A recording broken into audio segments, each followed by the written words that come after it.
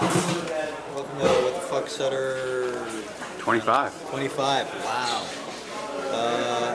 Last day of filming the finale, and I'm as fresh as ever.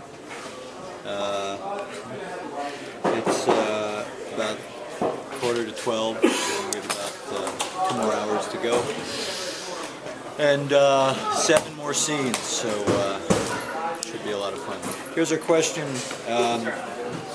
This question comes from Brendan Lefebvre. It's cuts in Stockton. When the guys were loaded into the prison van at the end of season 3, they were wearing their cuts. In season 4, episode 1, when they were released from Stockton, they get their personal belongings, which include jewelry, but not their cuts. These are handed to them by Kozik and the others outside the gate.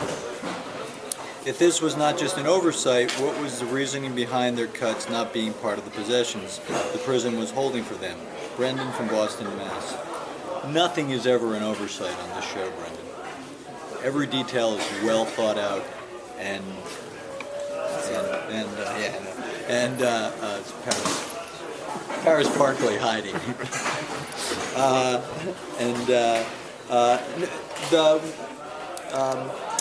The logic behind it, from the research we've done, that is that when these guys go in, that they would make the effort to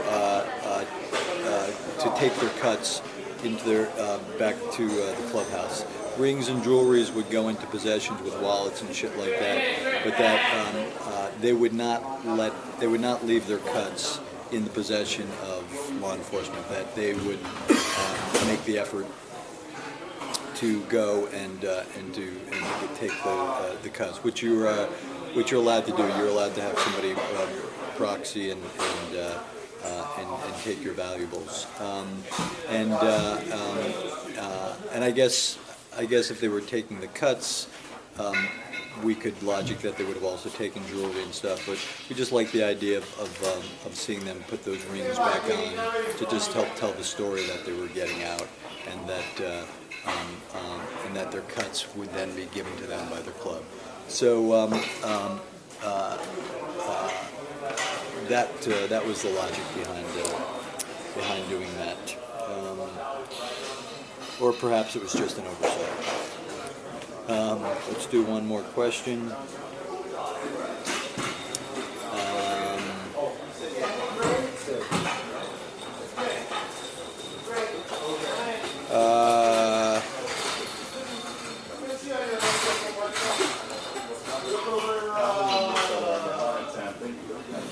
Okay, that one's too depressing.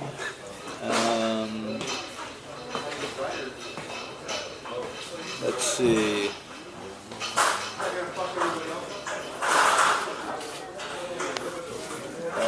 Okay, here we go. Hi, my name is Ahmad.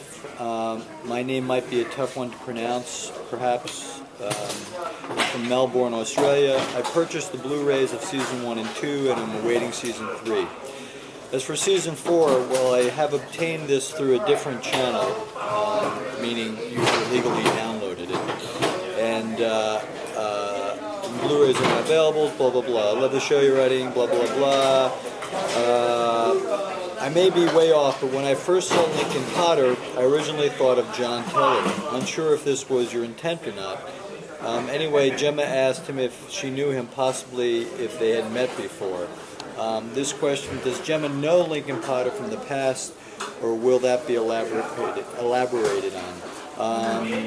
Blah blah blah blah blah. No, that's interesting. You're assuming that the actor that plays Link looks like the actor that plays John Teller, I guess so, to a certain extent. That was never my intent. I think they both have sort of longish hair. And the dynamic with Gemma asking Link if she knew him was really about the fact that this guy sort of shows up from nowhere and starts giving her information in that scene in episode 4, I think that was, at the florist. And I think the question from Gemma is really about, you know, who are you and why are you giving me this information? And he introduces himself, because I think the point is that Gemma doesn't really know him, and Gemma kind of knows everybody in town. So I don't think I wasn't sort of reaching for some mysterious or past life experience there. But you know, I'll take whatever I can get. That's it. We're last day of production. I'll probably keep doing these for a while, hopefully until the season finishes, and then we'll probably start up again next year. So keep watching, and episode 8 airs Tuesday night, and you should not miss that. That's it. Thanks, and we'll talk soon.